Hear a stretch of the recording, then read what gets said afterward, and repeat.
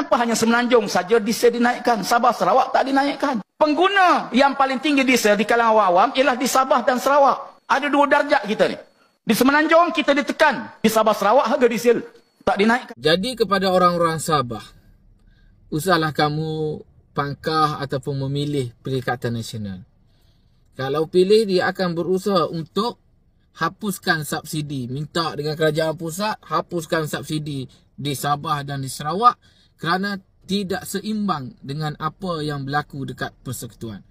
Di Sabah, diesel boleh lagi dibeli dengan harga RM2.15. Tapi Perikatan Nasional tak bersetuju. Dia nak dihapuskan subsidi itu supaya jadi seperti Semenanjung yang diberikan budi RM200.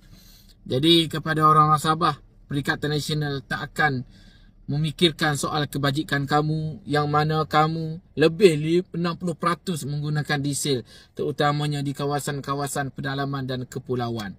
Jadi Perikatan Nasional ini memang betul. Mereka, terutamanya PAS, mereka nak memundurkan dan memandulkan pemikiran rakyat di Sabah. Jadi jangan pilih mereka, ternyata dan terbukti mereka akan tolak subsidi yang dilakukan oleh kerajaan perpaduan ini.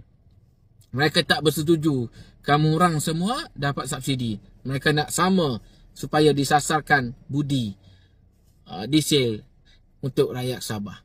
Kamu pilih ke begini? Mundur kamu, mandul otak kamu kalau biarkan Perikatan Nasional bertapak di bumi Sabah.